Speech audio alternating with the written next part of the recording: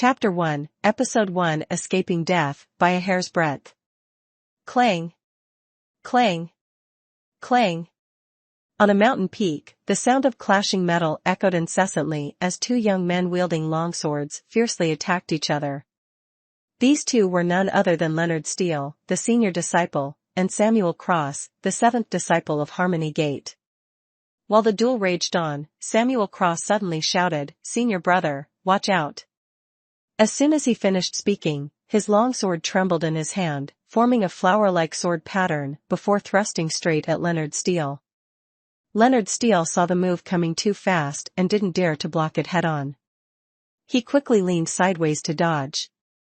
However, what appeared to be a straightforward attack by Samuel Cross was, in fact, a feint. As Leonard Steele shifted to evade, Samuel Cross's wrist suddenly twisted, turning the move into a sweeping horizontal slash. Startled, Leonard Steele realized it was too late to counter. With a crisp clang, his longsword was struck from his hand and fell to the ground. Samuel Cross withdrew his sword with a smile and said, "Senior brother, how was that?" "Not bad, right?" Leonard Steele let out a bitter laugh and replied, "Junior brother, your comprehension is remarkable. I was the one who taught you this sword technique, yet I can't even counter it now." Samuel Cross looked somewhat proud and said, "Senior brother, you flatter me. This was just a swordplay match. When it comes to inner strength, I'm still a level below you." As he spoke, he bent down to pick up the fallen longsword. But at the very moment Samuel Cross bent down, the previously amicable and approachable senior brother suddenly flashed a sinister glint in his eyes. Without warning, Leonard Steele gathered his strength and launched a series of kicks aimed directly at Samuel Cross's face. Caught off guard by the sudden lethal attack from his senior brother, Samuel Cross was shocked. He barely managed to tilt his head to avoid Leonard Steele's first kick, but the second kick landed squarely on his chest. With a heavy thud, Samuel Cross was sent flying over 10 feet away. When he hit the ground, he immediately coughed up a mouthful of fresh blood. Why? Samuel Cross struggled to stand, but his injuries were too severe. After several attempts, he could only sit weakly on the ground.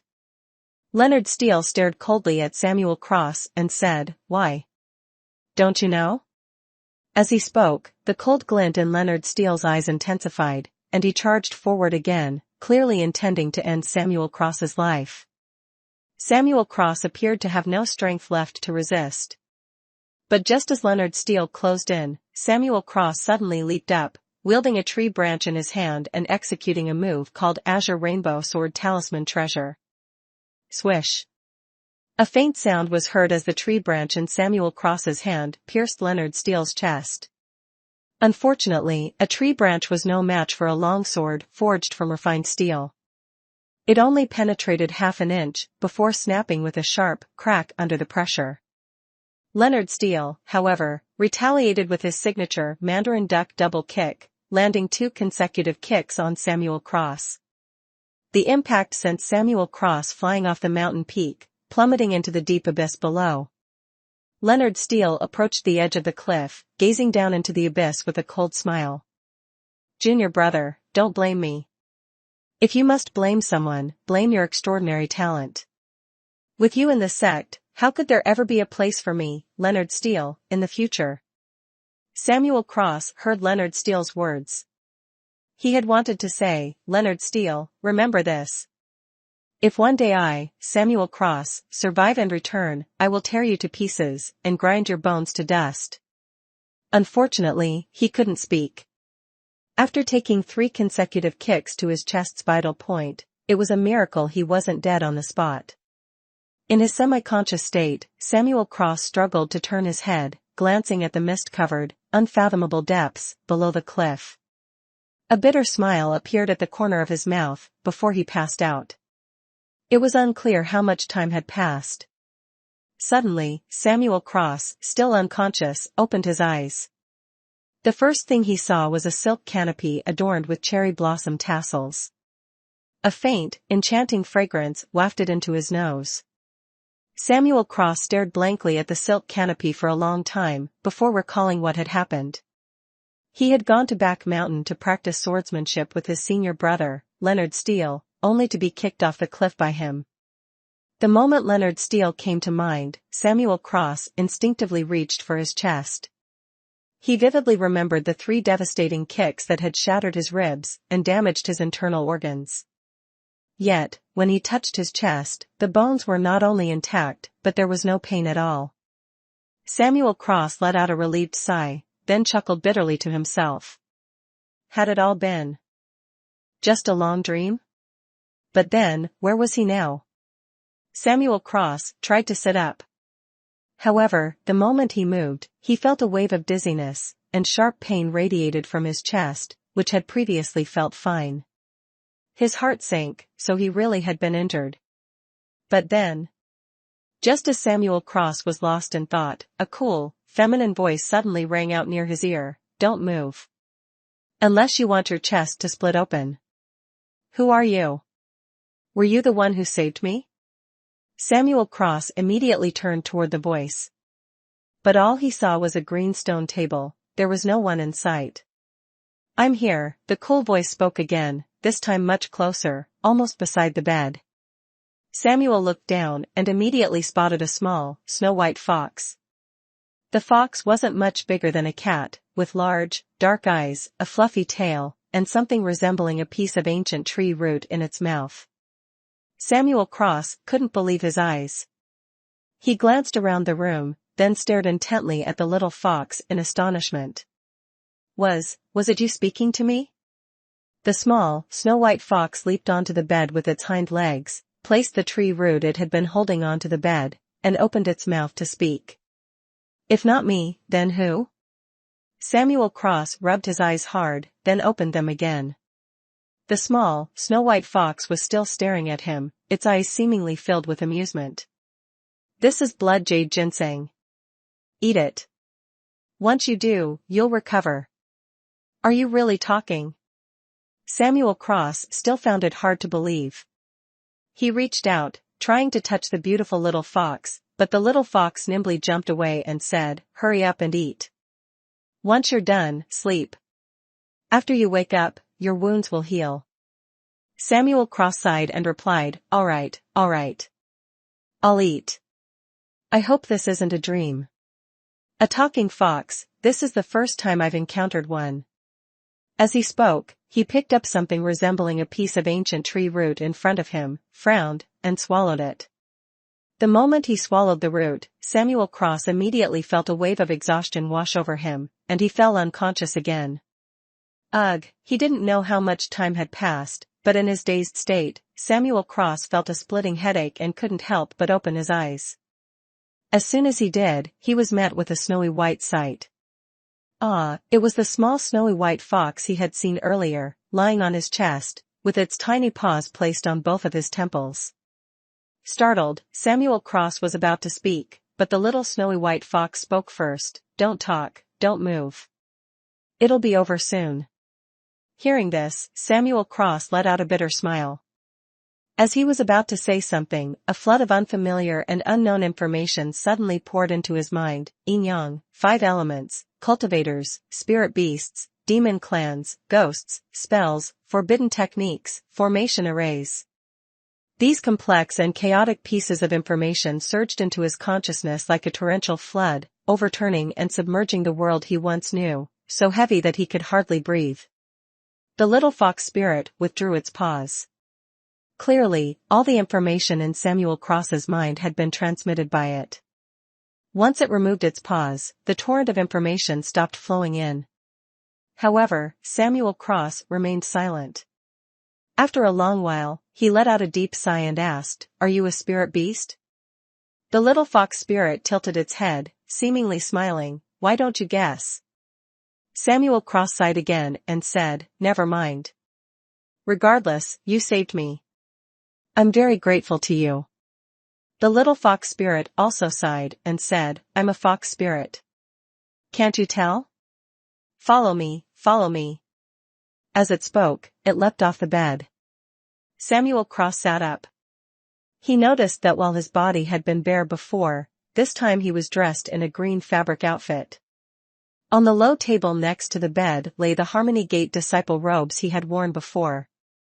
Samuel Cross reached out to grab the robes, but halfway through, he stopped, then pulled back the blanket and got out of bed, following the little fox spirit. This world was far larger than he had imagined. He no longer wanted to return, nor could he return. The room Samuel Cross stayed in earlier resembled the boudoir of a typical noble lady. It even had a window through which one could see distant mountains outside. Thus, Samuel Cross assumed that outside the room must be a hallway, part of a large building. But he was wrong. When he pushed the door open, he found himself facing a dark, deep cave. Although the ceiling of the cave was inlaid with glowing pearls or moonlight stones at intervals, they couldn't dispel the pervasive darkness. Walking forward for about half an hour, the cave came to an end.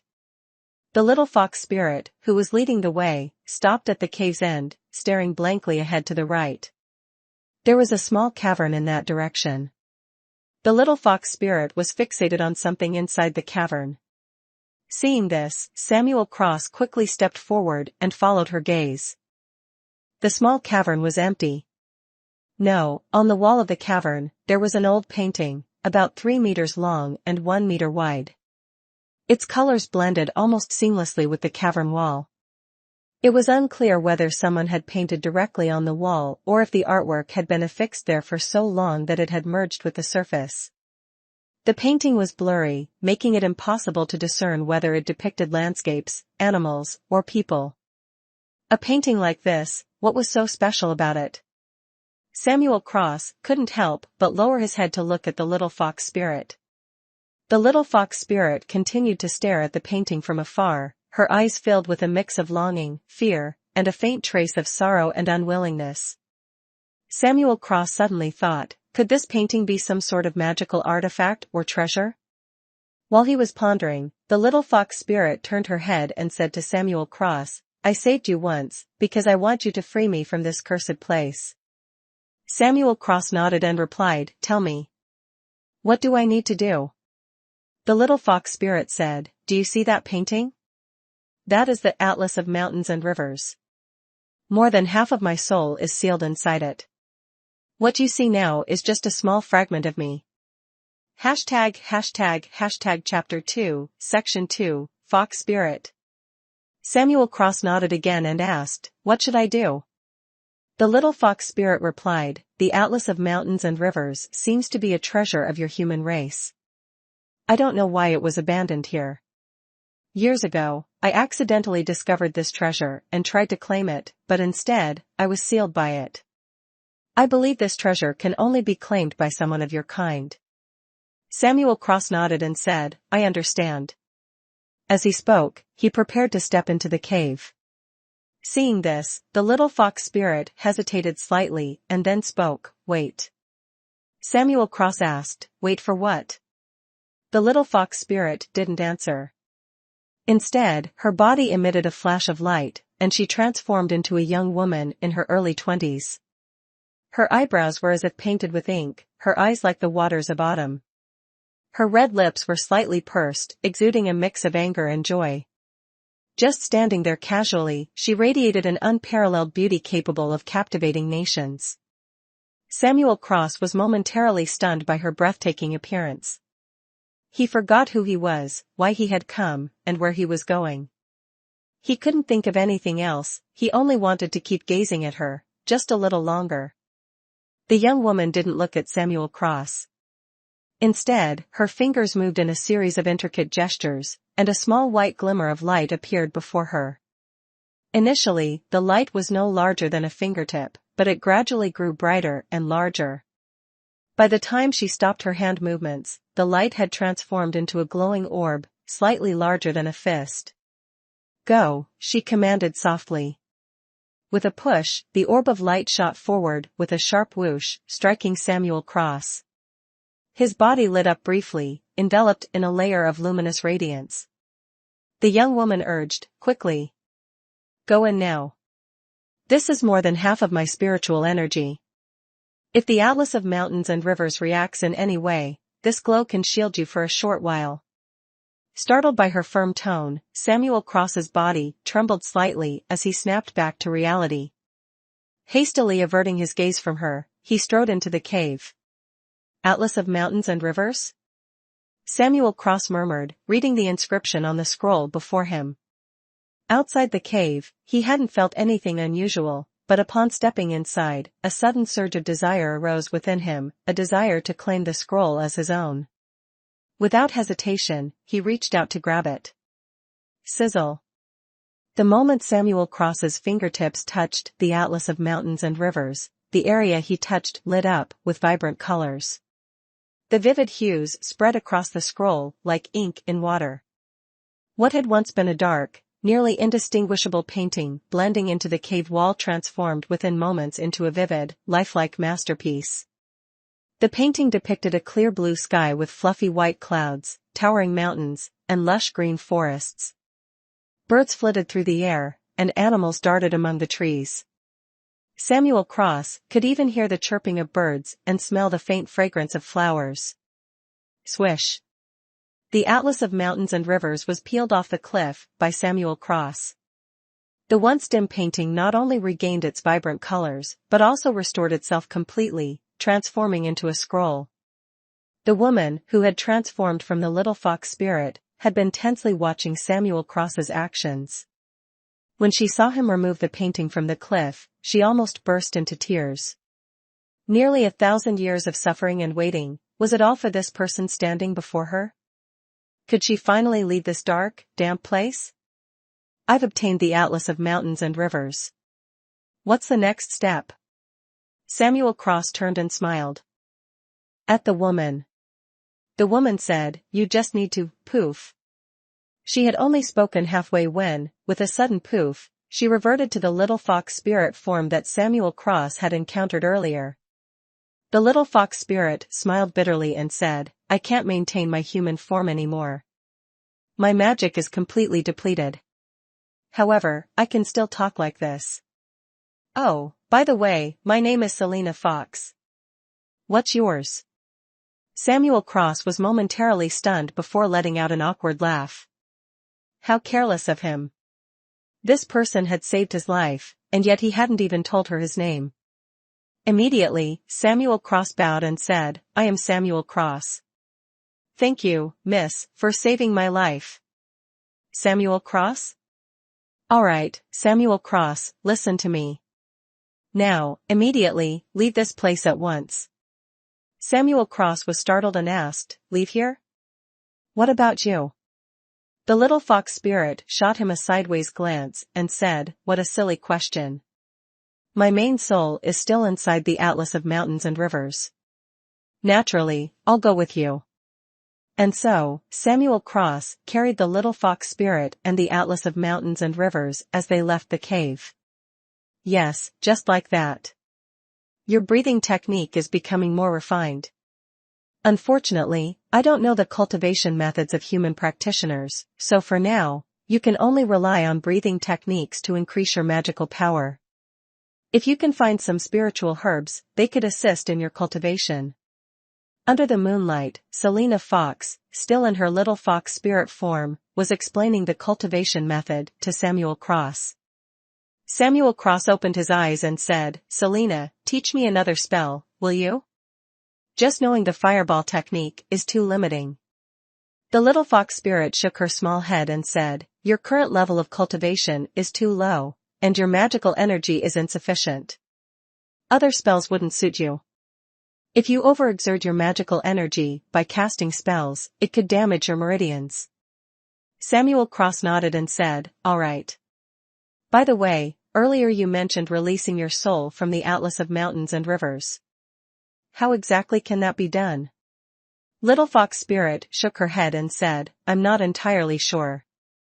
However, magical artifacts and higher-level treasures can only be used after reaching the core formation stage. Once you cultivate to the golden core stage, you should be able to release me."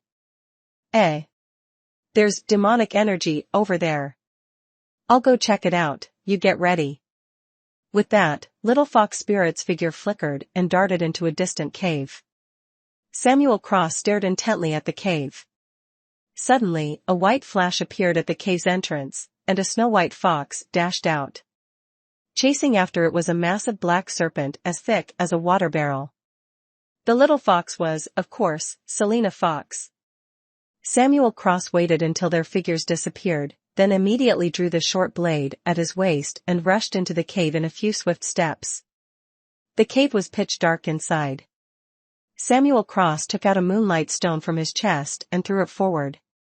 A soft white light instantly illuminated the entire cave.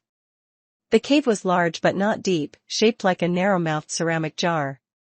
At a glance, Samuel Cross saw a peculiar small herb growing at the deepest part of the cave. The herb was over a meter tall, with 7 leaves, each bearing a glowing dot. 7-star herb. Samuel Cross exclaimed with joy upon seeing the small herb. Though it was his first time encountering such a plant, the information Selina Fox had imparted to him included details about the spiritual herb, a top-tier elixir. Looking around and seeing nothing unusual, Samuel Cross quickly moved toward the 7-star herb. However, when he was about 3 to 4 meters away, a sudden sense of caution surged in his heart. Without much thought, Samuel Cross immediately bent backward at a 90-degree angle. Just as his body leaned back, a gaping bloody maw narrowly missed him and swiftly retracted. Terrified, Samuel Cross rolled several times and retreated to the cave entrance. He held the short blade horizontally in front of him. Only then did he clearly see that behind the 7-star herb was a massive serpent as thick as a water barrel. The small mound where the 7-star herb grew was actually part of the serpent's coiled body. Since both the mound and its body were black, it was no wonder he hadn't noticed it earlier. Seeing that the serpent did not attack further, Samuel Cross let out a sigh of relief but remained hesitant. Should he leave or risk fighting the serpent? The 7-star herb was a spiritual herb, more valuable than everything he had gathered in the past 6 months combined. If he could harvest it, he might be able to trade it in a major cultivator city for a basic cultivation manual. However, the serpent looked formidable and challenging to deal with. Samuel Cross didn't ponder for long, he quickly made up his mind to fight. If he continued to cower in fear, how could his cultivation ever progress? Besides, if he delayed and the serpent that Selina Fox had lured away returned, he would have no chance at all. Having decided, Samuel Cross immediately switched the short blade to his left hand and formed a hand seal with his right. He intended to use the immortal binding rope, the only technique he had mastered. As he chanted the incantation, Samuel Cross kept his eyes fixed on the serpent. The immortal binding rope was still a technique he wasn't proficient in, so it required extra time, and he had to remain vigilant against any sudden attacks from the serpent. The serpent's emerald green eyes, as large as fists, also stared intently at Samuel Cross. Having lived for thousands of years, it possessed some intelligence. It knew that as long as it guarded the spiritual herb and waited for its mate to return, the enemy before it would inevitably die. However, as it sensed the gathering spiritual energy around Samuel Cross, the serpent began to feel threatened. Suddenly, it abandoned the 7-star herb, opened its bloody maw wide, and lunged straight at Samuel Cross. Samuel Cross was tirelessly channeling his magical energy when the giant serpent suddenly lunged at him. Without much time to think, he immediately unleashed the condensed magic power, forming a fireball no larger than a pigeon egg. The incomplete fireball shot out with a whoosh, striking the serpent's bright red, forked tongue. The serpent's massive body trembled violently, then writhed on the ground, emitting pained hisses. The small fireball had ignited its tongue, and in an instant, more than half of its large, forked tongue was burned away. Samuel Cross was surprised by the unexpected power of the incomplete fireball. Overjoyed, he began gathering his magical energy again. A few more fireballs like that, and the giant serpent would certainly be defeated. However, the serpent, though it had stopped writhing, was now completely enraged. Its glowing green eyes flashed with fury as it charged toward Samuel Cross. Seeing the serpent rushing at him, Samuel Cross immediately stopped his hand gestures and leaped backward. But as soon as he jumped, a gust of wind came from behind him. It turned out the serpent was attacking from two directions. Its body, stretching over 20 feet, lunged at him with its head while its tail swept horizontally from the other side. Mid-air and with no leverage, Samuel Cross was struck squarely in the waist by the serpent's tail and sent flying. Boom!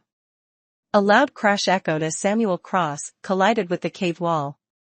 The sheer force of the serpent's tail strike embedded him into the rocky surface.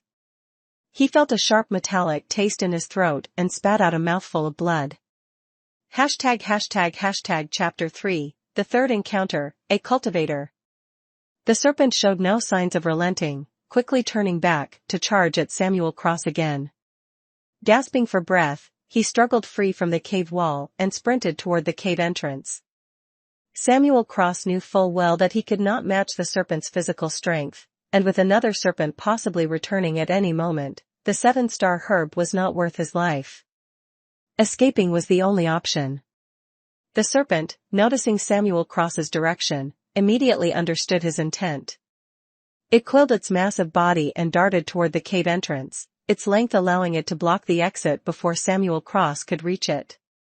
Samuel Cross cursed inwardly. This serpent was truly cunning.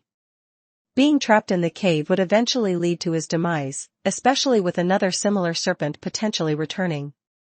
The fireball technique was his only weapon capable of injuring the creature, but it required too much time to cast. What could he do now? The serpent gave him no time to think. Its green eyes flared as its long tail swept horizontally toward him once more. Samuel Cross made a desperate decision. As the serpent's tail lashed out, he did not dodge, but instead took the blow head-on, grabbing hold of the tail with both arms. The serpent froze momentarily, clearly not expecting such a move. It shook its tail vigorously, trying to fling Samuel Cross off, but failed. Enraged, it coiled its body tightly around him. Without venom, the serpent relied on constriction to kill its prey, and Samuel Cross had seemingly walked right into its trap.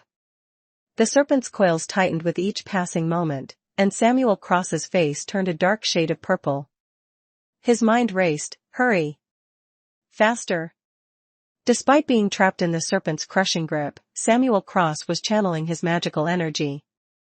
The serpent, perhaps sensing his intentions, opened its massive jaws and swallowed him whole.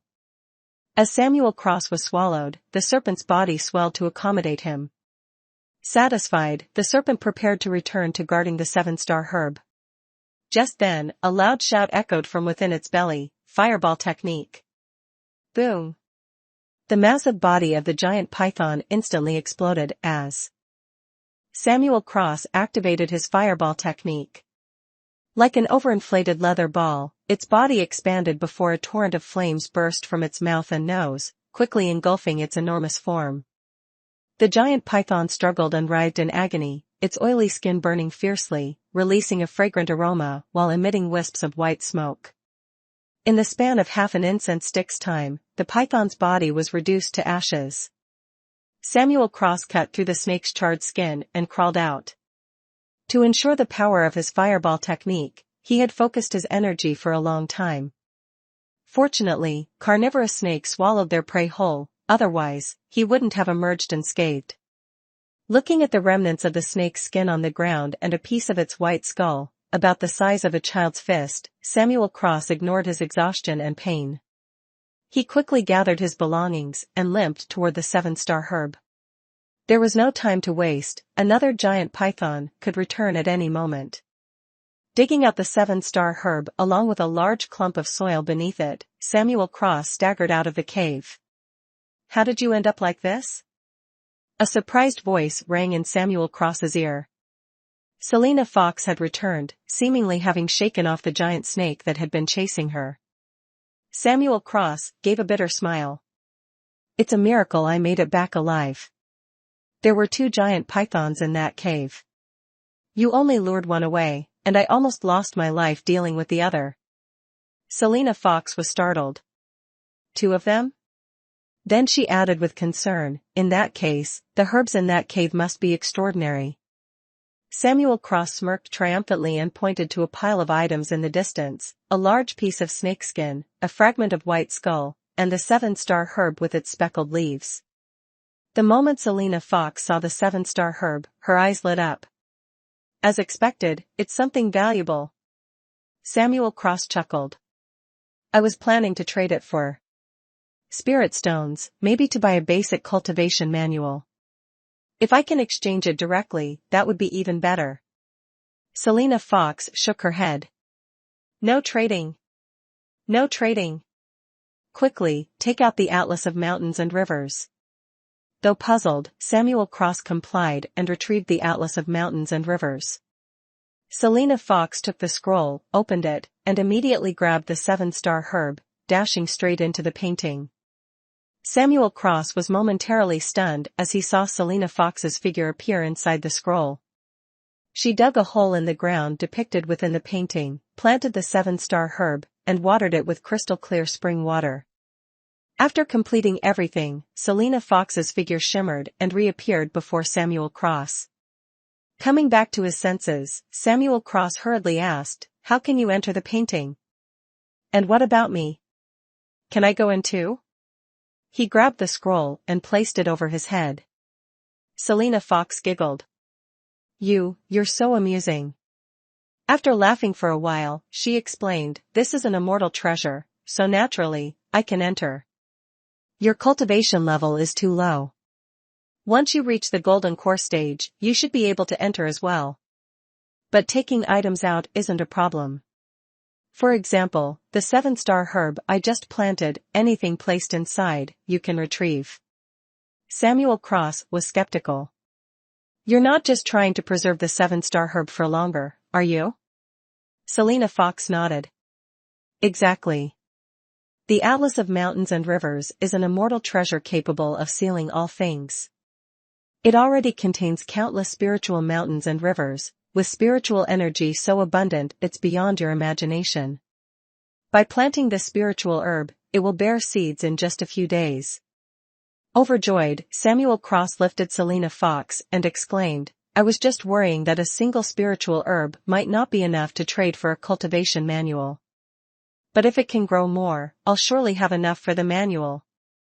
Selena Fox, unsure whether she was embarrassed or annoyed, struggled free from Samuel Cross's grasp, jumped to the ground, dusted off her fur, and then said, "Calm down. And your injuries?" Samuel Cross waved his hand dismissively. "It's nothing. We found plenty of common medicinal herbs, healing these minor wounds is no big deal." A few months later. On a treacherous mountain path, Samuel Cross walked briskly. By now, his injuries had fully healed, and his cultivation level had risen from Spirit Refining Stage 2 to Spirit Refining Stage 3. Thanks to the 7-star herb being cultivable, he had indulged in consuming a few plants. Unfortunately, the 7-star herb wasn't specifically for enhancing magical power, and its medicinal properties were limited. As the saying goes, all medicine has 3 parts poison, so he dared not overuse it. Currently, he was on his way to Stonehaven City, intending to trade the 7-star herb he had for a basic cultivation manual and some other spiritual herb seeds. It turned out Selena Fox's constant reminders to pay attention to spiritual herb seeds made sense, as the Atlas of Mountains and Rivers proved to have such wondrous uses. "Stop right there." A sudden voice rang in Samuel Cross's ear, startling him into halting his steps. He remembered this place as a pine forest, where no cultivators resided. As the voice faded, a man and a woman appeared before him. The man was tall and handsome, dressed in an ink-colored robe with gold trim, a golden belt, and golden boots. At his waist hung a 3-foot-long longsword, exuding an imposing aura. The woman was dressed similarly, though her longsword was shorter, about 2 feet and 7 or 8 inches. The man furrowed his brow and asked, "Where are you from, rogue cultivator? Didn't you see the White family's insignia?" He pointed at a large tree nearby as he spoke. On the trunk of the tree, 2 small swords crossed each other. Though only half a foot long, the swords gleamed with a chilling light, clearly not mere decorations. Samuel Cross, having been careless earlier, truly hadn't noticed. Sensing the duo's spiritual power was far stronger than his own, he knew better than to provoke them. Smiling apologetically, he said, "My apologies, I was momentarily inattentive and accidentally trespassed here. I'm sorry, truly sorry." He clasped his hands in a gesture of respect while backing away. Seeing Samuel Cross's cooperative attitude, the two didn't press the matter further. They merely snorted coldly before disappearing back into the forest. Samuel Cross felt a bit frustrated and walked half a mile around the area before continuing on his way. However, after only a few steps, a loud shout rang out again, "Stop! Don't go any further!" Samuel Cross froze. That voice sounded strangely familiar. Looking up, he saw the same man and woman standing before him once more. The man frowned deeply and said, "Why are you here again? Didn't we already tell you the White family is resting here?" Samuel Cross sighed and replied, "Brother, I already took a half-mile detour." The man's face darkened, and he said coldly, "Who's your brother? This entire area within a 10-mile radius is restricted. Get out of here. If you trespass again, don't blame me for being ruthless." Hearing this, Samuel Cross's anger flared. Two broken swords stuck into a tree, claiming such a vast area as off-limits and barring passage? Did they really think this was the White family's private domain? At the exact moment Samuel Cross was seething with anger, a sharp pain suddenly struck his back, accompanied by a powerful force. Unable to keep his balance, he fell face first to the ground. Following that, he heard a burst of giggling. "I told you, he definitely wouldn't see it coming. Look. Didn't one kick flatten him?" Furious, Samuel Cross turned his head. Behind him stood a grinning teenager, about 15 or 16 years old. He, too, wore an ink-colored robe. However, his robe was far more luxurious than those of the man and woman from earlier, covered with a faint layer of spiritual radiance. Beside him stood a girl dressed in green, around the same age as the boy. Clapping her hands, she remarked, "Well done. Who would have thought someone as big as you couldn't even handle a single kick?" The boy glared coldly at Samuel Cross and barked, "What are you glaring at? Stop looking." With that, his figure flashed, and he appeared before Samuel Cross again, lifting his foot to deliver another kick. This time, Samuel Cross was prepared. As soon as he saw the boy move, he rolled away, barely avoiding the strike. However, the boy, missing his target, flashed again. This time, he was too fast for Samuel Cross to evade, and the boy's kick landed squarely on his chest. Sneering with disdain, the boy said, "Humph, you dare dodge when I kick you? Consider it a blessing that I'm even kicking you. If you make me unhappy, I'll cripple you on the spot." After saying this, he rubbed the sole of his shoe against Samuel Cross before swaggering off with the girl. It wasn't until the boy's figure disappeared that the man and woman standing guard approached. The man looked down at Samuel Cross, who lay trembling on the ground, and frowned, saying, "Hey! Are you dead yet? If not, get lost. You're just humiliating yourself." The woman said nothing, only letting out a sigh. Chapter 4, Episode 4 of Phoenix Resolve. Samuel Cross trembled as he got up and quietly walked away. His trembling wasn't due to injury or fear, but sheer rage. He had almost lost control and retaliated earlier. The White family? What even is the White family? Samuel Cross was livid. After circling for over 20 miles, Samuel Cross finally changed direction and continued forward. Suddenly, Selena Fox emerged from within him, perching on his shoulder. She said, "What's wrong? Can't take it anymore? Let me tell you, cultivators are far worse than this.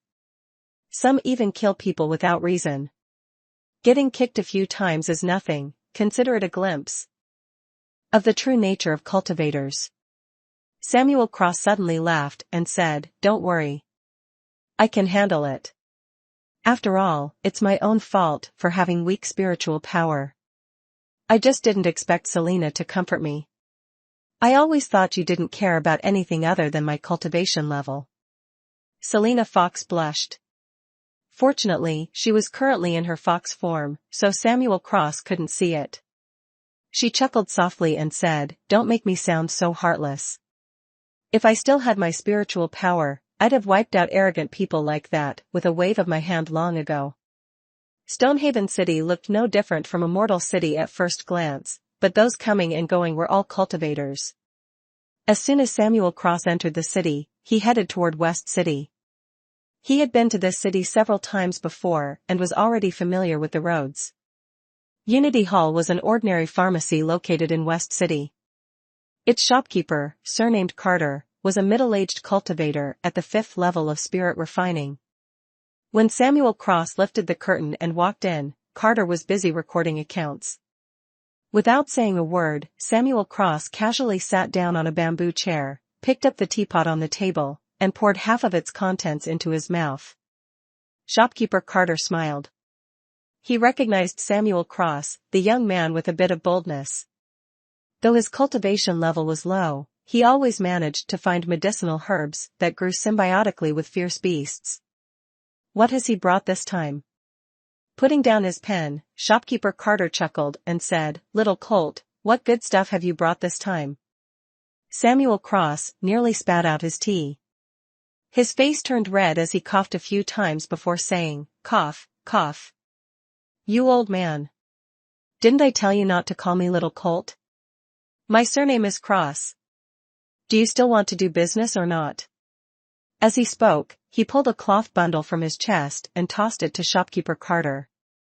Shopkeeper Carter paid no mind to Samuel Cross's grumbling. Catching the bundle with a smile, he began to open it. However, as soon as the cloth was halfway unwrapped, a strong medicinal aroma wafted out. Shopkeeper Carter's expression changed. He quickly closed the bundle, hurried to the door, drew the curtain, and pulled down a black cloth screen behind it, adding several layers of protective seals. Samuel Cross smirked. Inside his bundle was a 300 to 400-year-old 7-star herb. If he wasn't worried about drawing too much attention, he could have brought an even older one. The Atlas of Mountains and Rivers truly was a treasure. After finishing his precautions, Shopkeeper Carter grabbed Samuel Cross by the sleeve and said, "It's not convenient here. Let's talk in the inner room." The inner room, where Shopkeeper Carter lived, was smaller than the storefront but much more elegantly decorated. In front of Samuel Cross was placed a pot of fine tea, clearly not the coarse brew he had earlier outside, but spiritual tea instead. Samuel Cross took a small sip, while Shopkeeper Carter squinted under the sunlight, carefully examining the 7-star herb. After a long while, Shopkeeper Carter exhaled in relief and said, "Excellent. This is a 7-star herb over 380 years old. Brother Samuel, you're truly generous to bring such a treasure to me." Samuel Cross laughed and said, "Shopkeeper Carter, you're an honest man. Tell me, what's this worth?" Shopkeeper Carter nodded and replied, "Brother Samuel, since you value my humble shop, I must do business fairly. I can offer you 800 spirit stones for this herb." Now it was Samuel Cross's turn to be shocked. He nearly spilled the tea in his hand, exclaiming in surprise, 800 spirit stones? To put it into perspective, his entire net worth up until now didn't even amount to a single spirit stone, just fragments of them. Seeing Samuel Cross's expression, Shopkeeper Carter misunderstood, thinking he was dissatisfied. He quickly explained, "Brother Samuel, 800 spirit stones is no small amount. Any higher, and I'd have no working capital left for the shop. This price is about the same as elsewhere. If you prefer, I could also offer you some spiritual herb seeds instead." Samuel Cross sighed and said, "Fine, for the sake of our acquaintance, let's settle it at that." Leaving Unity Hall, Samuel Cross now had a small storage pouch hanging from his waist, containing 800 spirit stones and a few herb seeds. Without stopping, he headed straight for the free market. With spirit stones in hand, his first priority was to buy a cultivation manual. He had long wanted a proper training technique. Oh, someone is using golden flower tree leaves for writing notes, how extravagant. Samuel Cross was scanning the stalls when Selena Fox, perched on his shoulder, suddenly exclaimed in surprise. Samuel Cross followed her gaze to a distant stall. The stall owner was a young man with thick eyebrows and large eyes, displaying some trinkets in front of him, among which was a stack of golden leaves. Samuel Cross asked curiously, "Are golden flower tree leaves really that valuable?" Selina Fox nodded and replied, "Yes, indeed. Golden flower tree leaves can be used to craft talismans of any grade, making them extremely precious materials for talisman creation. Such a pity, such a waste. There are countless other materials suitable for recording notes." Samuel Cross scratched his nose and strode toward the stall. He was intrigued. Selina Fox's background was anything but simple, and if even she deemed it valuable, it must be something extraordinary. What exactly was recorded on these leaves? The young man with thick eyebrows and large eyes was constantly scanning the passing cultivators. When he saw Samuel Cross heading straight for his stall, his face lit up with joy as he quickly sat upright. Without much ado, Samuel Cross reached out and picked up the stack of golden leaves. 3 radiant words, "Phoenix Resolve," appeared on the first leaf. Samuel flipped through it and realized it was a wind element cultivation technique. While basic elemental techniques were common in the market, special attribute techniques like wind, thunder, or ice were something he had never encountered before. Samuel Cross smiled and asked, "How much for it?" He currently had 700 spirit stones. As long as the golden flower tree leaves weren't outrageously priced, he would buy them, just to admire. The young man gritted his teeth and said, 50 low-grade spirit stones, or trade it for a century-old spiritual herb." Samuel Cross was taken aback. What an outrageous demand. Over there, a basic elemental technique was only 5 spirit stones per copy, yet this man was asking for such an exorbitant price. A century-old spiritual herb? That was worth at least 100 spirit stones. Shaking his head, Samuel placed the stack back on the stall and turned to leave. Having spirit stones didn't mean he'd be a fool. The young man was stunned and quickly grabbed Samuel Cross's sleeve, saying, "Brother. Wait. This Phoenix Resolve." Samuel Cross interrupted, "I know. Phoenix Resolve is a wind element technique, very rare, but do you think anyone will buy it at that price?" As soon as Samuel finished speaking, Selina Fox suddenly leaned close to his ear and whispered, "Quick, buy it. This is a treasure." Samuel Cross looked around. No one seemed to pay attention to this place. Samuel Cross smiled at the young man, flipped his hand, and tossed something to him. Then he bent down to pick up the book Phoenix Resolve on the counter and grabbed a small silver alchemy furnace before turning to leave. The young man was momentarily stunned. However, upon seeing what was in his hand, his eyes immediately lit up with joy, and he exclaimed in a trembling voice, "This. Thank you, brother."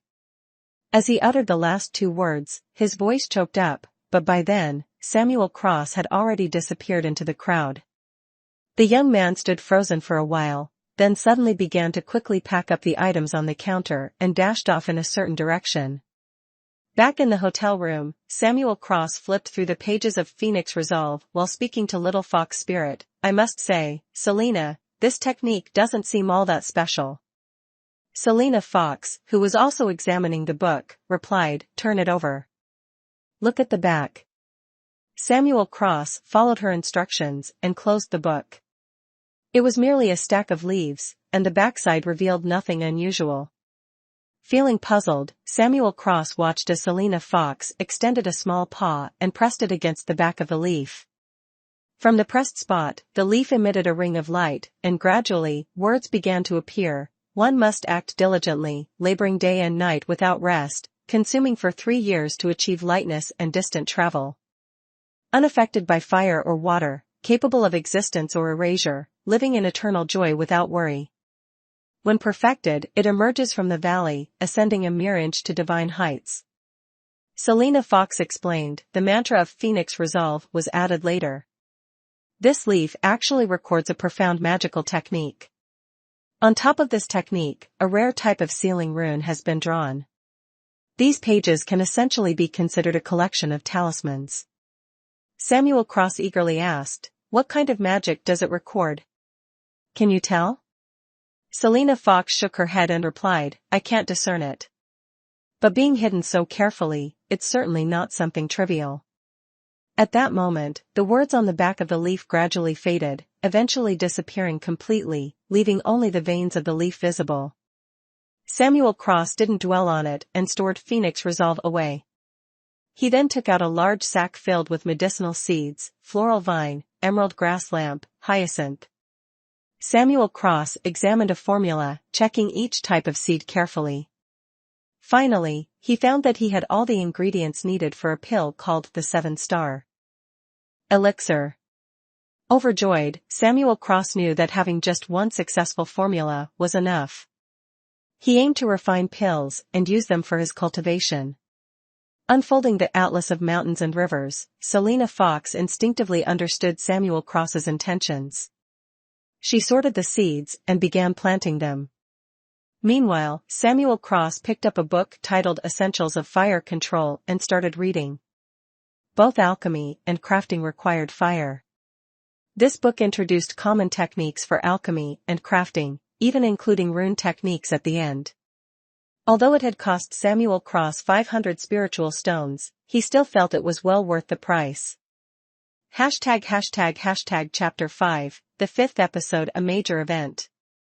Several days later, Samuel Cross arrived at the Inferno Pool of Stonehaven City. He had deliberately delayed for so long to gather enough spiritual herbs. His storage pouch was now filled with provisions and water, ready to give his all at the Inferno Pool. Outside the Inferno Pool, there were quite a few cultivators, all standing at the entrance, anxiously waiting. Samuel Cross found it a bit strange. Could it be that the Inferno Pool was already full? As Samuel Cross approached the bearded man guarding the entrance and was about to speak, the man impatiently waved his hand and said, "I don't know. Their master will naturally come out once he's done. Stop bothering me." Samuel Cross was taken aback. So these people were waiting for news. Smiling, he said, "I'm not here to find anyone. I want to enter to refine pills. Are there any earthfire chambers available?" The bearded man was surprised, sizing up Samuel Cross a few times before replying, "You want to refine pills? There are plenty of earthfire chambers." Samuel Cross glanced at the wooden sign hanging nearby. It read, "Heaven-grade earthfire chamber, 15 spirit stones per month, earth-grade earthfire chamber, 10 spirit stones per month, common earthfire chamber, 1 spirit stone per month." The price difference was staggering. Samuel Cross curiously asked, "Is the earthfire in the heaven-grade chamber stronger? Why is it so expensive?" The bearded man chuckled and said, "You don't even know this and want to refine pills? The earthfire in the heaven-grade chambers is more stable. The earth-grade chambers are slightly inferior, and the others are almost the same." Samuel Cross nodded with a smile and said, "Then I'll rent a heaven-grade earthfire chamber for 3 months. With that, he took out 45 low-grade spirit stones and placed them on the table. The bearded man was stunned. He hadn't expected someone at the 3rd level of spirit refining to produce so many spirit stones. Quickly regaining his composure, he swept the stones into his chest and tossed a stone token to Samuel Cross, saying, "Go in. Let me warn you, if you leave early, there will be no refunds." He assumed Samuel Cross was just another clueless novice. He had seen many like him. Only after suffering losses would they understand that refining pills and crafting artifacts weren't easy. Stepping into the earthfire chamber, Samuel Cross first took out a large bundle of fire vine weed from his storage pouch and threw it into the earthfire before beginning to process the medicinal materials. Fire vine weed could be woven into armor with slight defensive properties. Samuel Cross planned to use older fire vine weed, burning off the outer layers to retain the toughest, most fire-resistant parts for weaving into armor. Samuel Cross focused intently on the pill furnace. As waves of medicinal fragrance began wafting out of the furnace, he suddenly pushed the stone lid, sealing the earthfire opening. Taking a deep breath, he shouted, "Open!" While speaking, he opened the furnace lid. Sizzle, sizzle. A black smoke with a burnt stench billowed out. The pills had turned into a furnace of residue. "Haha! I told you, you're no match for me. My turn now." Selena Fox laughed, flipping over the pill furnace to dump out the residue inside, then began adding ingredients again. Samuel Cross sighed. Selena Fox, clearly a member of the elven race, had mastered the alchemy methods of cultivators faster than he could. Currently, out of 10 furnaces, he could only produce 2 or 3 successful batches, while Selena managed nearly half. She was far superior to him. Tossing a pill into his mouth and chewing it, Samuel Cross activated Phoenix Resolve. He had grasped a few clues, but still couldn't fully comprehend them. 3 months passed quickly. Samuel Cross began packing his belongings, preparing to leave the Earthfire chamber. If all went as planned, the pills he had refined would be enough for him to cultivate from Spirit Refining Stage 1 to Spirit Refining Stage 12 2 or 3 times over. However, before he could reach the exit, he was startled to find the entrance teeming with people like ants on sugar. Countless individuals were eagerly watching the area, and the moment Samuel Cross appeared, someone shouted loudly, "Hey! Someone's coming out. I want his spot." What was going on? How had alchemy suddenly become such a craze in just a few months? Handing his entry token back to the burly gatekeeper, Samuel Cross was immediately surprised to see the man pass the token to someone else. An elderly man who received the token darted toward the Heaven's Superior Earthfire chamber like a gust of wind. Although Samuel Cross wanted to inquire about the situation, the envious and jealous gazes from the crowd made him uneasy. Without asking further, he quickly left.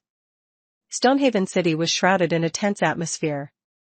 Cultivators hurried back and forth, their expressions grave. Samuel Cross decided to find someone familiar to ask about the situation. Thus, he headed to Unity Hall. "Is there any heavenly azure blossom left?" "Shopkeeper, I want the blessed serpent gall. 1 unit of scarlet dragon brew." Faced with the bustling scene before him, Samuel Cross could only sit down on a chair by the wall, waiting for the shopkeeper to finish his work before speaking. After a long while, the shopkeeper, Carter, finally found a moment to catch his breath. He walked over to the table, downing a large cup of tea in one gulp. Samuel Cross chuckled and said, "Shopkeeper Carter, business is booming." Shopkeeper Carter sighed, "Booming indeed. I barely have time to drink water." "Oh, it's been a few months since we last met, and your cultivation has improved significantly. You've reached Spirit Refining Stage 5 already." Samuel Cross waved his hand with a smile. "Just lucky, that's all." He had been consuming pills like candy, so this progress was already slow in his mind. Pointing to the cultivators rushing about on the main street, Samuel Cross asked curiously, "Shopkeeper Carter, why are all these cultivators in such a hurry? And why are the artifact shops and pill stores doing such booming business along the way?" Shopkeeper Carter let out a long sigh and replied, "Don't you know? In 6 months, the major sects will begin recruiting disciples. Naturally, everyone is trying their luck." Samuel Cross was stunned for a moment before his face lit up with joy. "Are there any specific requirements for the recruitment?" Shopkeeper Carter shook his head. "What requirements could there be?" "Nothing more than high cultivation, good aptitude, or talent in a particular area. There will be arenas for combat trials, entry tests, and so on. It's different every time." "I must give this a try," Samuel Cross thought to himself. He immediately bid farewell to Shopkeeper Carter and left the pill shop. The crescent moon hung in the sky like a curved blade. Samuel Cross sat cross-legged on a desolate mountain, meditating. The tense atmosphere in Stonehaven City had made it impossible for him to focus, so he decided to retreat to the wilderness. With 6 months left until the sect recruitments, he planned to use the time to further improve his cultivation. Cultivation sects not only occupied spiritual lands, but also possessed abundant resources. Joining a sect was undoubtedly the fastest path to advancing his cultivation. Suddenly, 2 streaks of light, one green and one red, flew across the horizon. Within the light, a faint silhouette of a man and a woman could be seen. The 2 figures were in pursuit, one chasing, the other fleeing. The man behind continuously cast spells toward the woman ahead. Upon seeing these two streaks of light, Samuel Cross was startled. Being able to fly in the sky meant they were either Foundation establishment stage cultivators or practitioners equipped with flying artifacts. Either way, they were not to be trifled with. Without hesitation, Samuel Cross dove into a nearby bush to hide. Barely concealing himself, the two figures descended from the sky, landing not far from where Samuel Cross was hiding. His heart sank as he overheard the woman exclaim, "Victor White! How dare you? Aren't you afraid that my Turner family will cause trouble for your White family?" Victor White. Hearing the name White, Samuel Cross couldn't help but peek through the bushes to take a closer look. To his surprise, the two individuals who had just landed were none other than the young man from the White family he had encountered once before and the girl in green robes. Back then, their relationship seemed amicable. Why were they now fighting? Victor White burst out laughing. "'Cause trouble for me? Ha ha.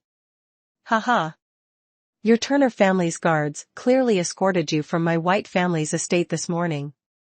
What grounds do they have to trouble us?" The young woman scowled and shouted, "You despicable, shameless scoundrel. You tricked me, saying there was something fun, lured me out secretly, and yet. Her voice faltered, a mix of anger and embarrassment rendering her speechless. Victor White chuckled slyly. "Emily, my dear sister, no need to be so hasty. But I must admit, your flustered expression is truly beautiful. I've long heard that the women of the Turner family cultivate the jade maiden skill. It's said that obtaining your primal een can greatly enhance one's cultivation. And now, heh. So, the young woman's name was Emily Turner." Listening to their brief exchange, Samuel Cross quickly pieced together the situation. He felt no goodwill toward either of them. All he could hope for now was that their strength was evenly matched, leading to mutual destruction. If they both perished, Samuel could take advantage of the situation, disposing of their remains and reaping the benefits. Victor White, now fully composed, made the first move. A flash of spiritual light appeared in his hand, and a 3-foot-long longsword flew out, heading straight for Emily Turner. Emily Turner reacted swiftly. Spiritual light shimmered around her, forming a faint protective barrier. At the same time, she summoned a gleaming silver shield, which intercepted Victor White's flying longsword. As the two clashed, Samuel Cross could finally discern their cultivation levels. Victor White was at the 8th level of spirit refining, while Emily Turner was at the 9th. Their spiritual power was nearly equal, and their magical artifacts seemed comparable. However, in terms of offense and defense, Emily Turner appeared to be at a slight disadvantage. In an instant, Victor White controlled his longsword to unleash over a dozen strikes. Although Emily Turner's silver shield seemed of high quality, it had already developed several cracks under Victor White's relentless attacks. It was clear she wouldn't be able to hold out much longer. Samuel Cross sighed inwardly. He had been hoping for a prolonged battle where both sides would suffer heavy losses. This one-sided situation was far less entertaining. Just as he was lamenting, the situation took an unexpected turn. The silver shield, which appeared to be on the verge of breaking, suddenly expanded. The cracks, which seemed to have been caused by the sword strikes, were revealed to be pre-existing gaps in the shield structure. The shield's edges snapped shut, trapping Victor White's longsword and flying back toward Emily Turner. Victor White was startled. He quickly chanted an incantation, attempting to recall his longsword. However, the sword merely vibrated and hummed, showing no signs of escaping the shield's grip. Realizing he couldn't retrieve it, he gritted his teeth, abandoned the incantation, and let go of the longsword. Instead, he drew another weapon, a fiery red longsword. This new blade was clearly superior to the previous one, its surface shimmering with radiant light and faint flickers of flame.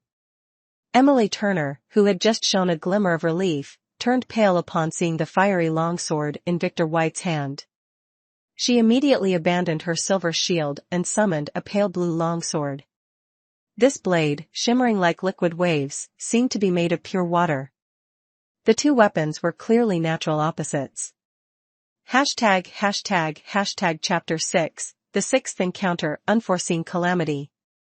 This time, it was Emily Turner who struck first. She ran her fingers along the blade of her sword, and instantly, two water dragons as thick as an arm emerged from the sword, surging straight toward Victor White. Seeing the water dragons charging toward him, Victor White immediately stepped back, retreating. Emily Turner seized the opportunity to advance, releasing another pair of water dragons in pursuit. Hidden in the grass, Samuel Cross watched intently. This was the first time he had witnessed a battle between cultivators, and it was entirely different from the martial arts of ordinary mortals. Magic techniques and spiritual weapons flew back and forth, unrestricted by the rigid moves of martial arts. Watching the two chase each other over a distance of more than 10 meters, Samuel Cross began to wonder if he should take this chance to escape. Before Samuel Cross could decide, the two combatants returned to their previous position. Victor White was still retreating, appearing somewhat disheveled but seemingly unhurt. At that moment, a realization dawned on Samuel Cross: Victor White was deliberately exhausting Emily Turner's magical energy. Each time Emily summoned a water dragon, she had to pause momentarily. If Victor White wanted to escape, he could have flown off using his spiritual energy long ago. Emily Turner made another move, confirming Samuel Cross's suspicion. This time, when she ran her fingers along her sword, no water dragons emerged. Instead, her face turned pale, and she coughed up a mouthful of blood. Victor White, who had been fleeing, suddenly had a glint in his eyes. He had been waiting for this moment. Victor White abruptly turned around, raising his fiery red longsword. Instantly, countless fireballs shot from the blade, hurtling toward Emily Turner. Though fireballs were a basic magical technique, the sheer number of them illuminated the dim surroundings. Seeing this, Samuel Cross quickly ducked his head, not daring to watch further. If he were discovered now, he would surely be silenced.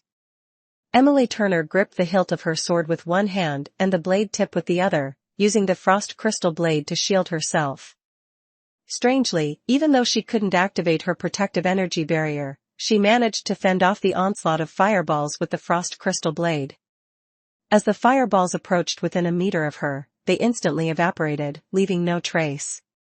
Not hearing the agonized screams he had anticipated, Samuel Cross couldn't resist peeking through the grass again to observe the scene. Victor White had already launched 2 waves of fireballs, and as Samuel looked, a third wave was unleashed. As the fireballs flew, Victor White gripped his longsword tightly and followed behind them, clearly intending to engage in close combat. Boom! Boom! Boom! The fireballs exploded one after another, engulfing Emily Turner in a sea of red flames. Though she barely managed to withstand the attack, she was visibly strained. Just as she exhaled in relief, a shadow emerged from the flames. It was Victor White. With a cold sneer, he swung his fiery longsword horizontally, seemingly aiming to decapitate Emily Turner. Startled, Emily Turner quickly reversed her sword, gripping it with both hands to block Victor White's strike. A loud clang echoed as the frost crystal blade in her hands was knocked away. In the next moment, Victor White's blade was pointed directly at Emily Turner's throat. This scene sent a chill down another observer's spine.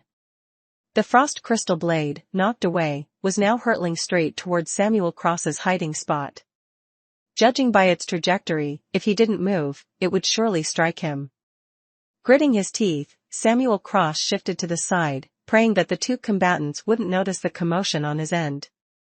Contrary to expectations, as soon as Samuel Cross moved, a loud shout rang out, "Who's there?" Simultaneously, a fireball shot toward the bushes where Samuel Cross was hiding. Knowing he could no longer hide, Samuel Cross immediately retaliated with a fireball of his own. The 2 fireballs collided mid-air and exploded simultaneously. Samuel Cross stood upright, calmly gazing at the 2 individuals in the courtyard. "It's you." Victor White, with his excellent memory, instantly recognized Samuel Cross and blurted out. However, he sighed in relief. What he was doing could not be discovered by others. Luckily, the intruder was merely a wandering cultivator with weak magical power, someone he could kill with a single sword strike. Emily Turner, stunned for a moment, finally recognized the person before her. However, any lingering hope she had vanished. She had wished for someone to discover her plight, preferably a family guardian, but the one who appeared was even weaker than herself. Victor White, noticing Emily Turner's depleted magical energy, reached out to snatch the storage pouch from her waist. Then, wielding his longsword, he walked toward Samuel Cross with a sinister smile. He felt it was better to eliminate this eyesore first. As for Emily Turner, he certainly intended to use her later. Samuel Cross didn't run, he was well aware of his own speed. The moment he saw Victor White approaching, he flipped his hand, producing a bundle of grayish-white rope. This was the immortal binding rope, crafted from the toughest fibers of hemp plants. Though rudimentary, it was remarkably resilient. Victor White burst into laughter upon seeing the rope in Samuel Cross's hand. The longsword he wielded was the high-tier flameburst blade, a weapon reserved for the main disciples of the White family. And this man dared to challenge him with a mere rope? It was utterly laughable. Samuel Cross, unfazed by Victor White's mocking, acted before Victor White could get closer. He hurled the immortal binding rope and shouted, "Bind!" Swish! The immortal binding rope flew like a venomous snake, coiling tightly around Victor White. Seeing his plan succeed, Samuel Cross immediately drew a dagger and dashed forward. However, when he was about 7 or 8 meters away, a sudden sense of danger surged within him. Without hesitation, Samuel Cross threw the dagger and retreated. Slash! The immortal binding rope, which had endured underground fire for hours, was reduced to ashes in an instant as it wrapped around Victor White. Simultaneously, Victor White swung his longsword horizontally, slicing the incoming dagger cleanly in two. Victor White nodded and remarked, "Not bad. It seems only the flames of my flameburst blade could burn through it." Though his words sounded complimentary, his eyes gleamed with cruelty. Clearly, he didn't believe Samuel Cross had any other tricks up his sleeve. Swish! Another immortal binding rope shot out, binding Victor White tightly once more. Victor White froze in shock. Emily Turner was equally stunned. This high-grade immortal binding rope required crafting from the fire-bark demon tree, which must be at least 180 years old. However, these trees typically began to wither at 150 years and completely dried up by 200 years, making such ropes exceedingly rare in the market. Yet, this cultivator possessed not one but 2 immortal binding ropes, leaving everyone utterly astonished. Swish! Flames flared up again. Victor White broke free from his bindings, sneering coldly, "Humph. Such petty tricks." But before he could finish his sentence, snap, another immortal binding rope swiftly wrapped around him, binding him tightly. Emily Turner's eyes began to shine. The immortal binding rope in this man's hands seemed endless. It appeared Victor White was in for some serious trouble. Swish! This time, as the flames leapt up, countless fireballs shot out from within. Victor White's figure flickered, darting into the distance, while pulling out a circular magical artifact. He spat out a mouthful of vital blood, causing the artifact to expand rapidly. He immediately leaped onto it, sacrificing his vitality to activate the artifact in an attempt to escape. Clearly, he had sensed something unusual. Continuing to wield the flameburst blade was no easy task. If this went on, he would be drained to death by this strange man. Whoosh! The immortal binding rope once again ensnared both him and the artifact. Victor White, who had barely taken off, came crashing down to the ground. This time, he couldn't escape the immortal binding rope. He hit the ground like a wrapped dumpling, struggling incessantly. Was his spiritual energy depleted? Samuel Cross's eyes flickered with doubt, but learning from earlier lessons, he didn't dare approach immediately. Hiss, hiss. Black smoke suddenly rose next to Victor White, revealing a small dark mark that gradually expanded. Clink. A fiery red longsword suddenly fell out of the dark mark. Without anyone wielding it, the sword could still burn through the immortal binding rope, truly extraordinary. Whoosh! Samuel Cross threw out another immortal binding rope, layering it over Victor White, who already resembled a tightly wrapped dumpling. With the sword out of his grasp, Samuel Cross didn't hesitate any longer.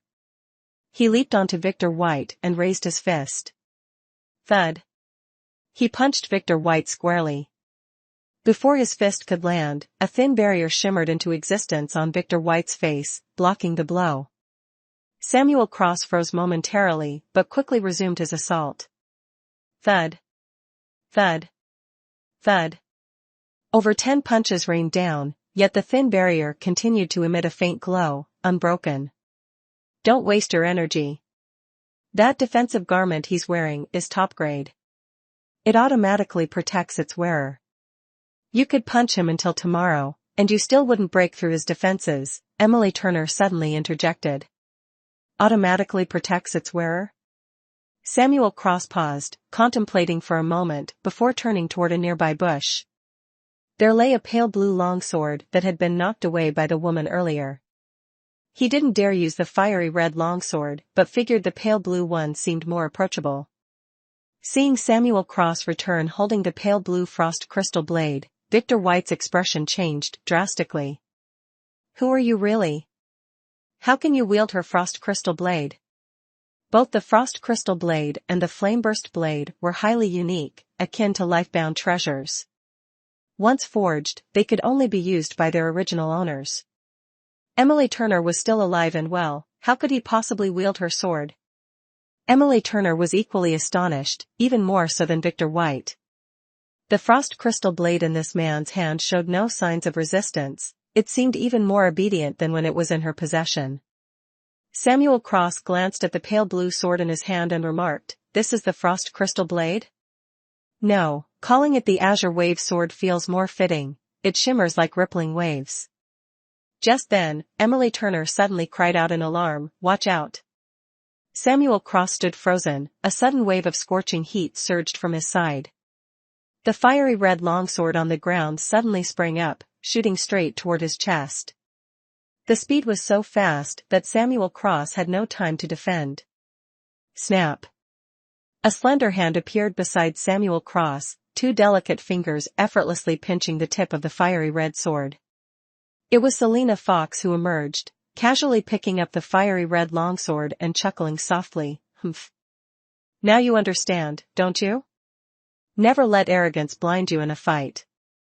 Chapter 7, Episode 7, Killing. Selena Fox had intervened, leaving Samuel Cross somewhat astonished. At that moment, Selena Fox suddenly swung her hand, and with a sharp whoosh, the fiery red longsword tore through the air, vanishing into the sky. She disappeared along with it, as though her presence was merely an illusion. The 3 in the arena fell silent. Suddenly, Victor White opened his mouth and retched, spitting out a mouthful of fresh blood. It seemed controlling the fiery red longsword earlier had taken a toll on him. Samuel Cross's face darkened as he cautiously stepped toward Victor White, wary of any hidden tricks. Victor White coughed a few times, lifting his head to see Samuel Cross approaching, fear evident in his eyes. He stammered, what are you planning to do?" Samuel Cross remained silent. Panic flashed in Victor White's eyes as he hurriedly exclaimed, "You can't kill me. I'm a member of the White family." Samuel Cross sneered coldly, "Oh, really? So only members of the White family are allowed to kill others, but no one is allowed to kill you?"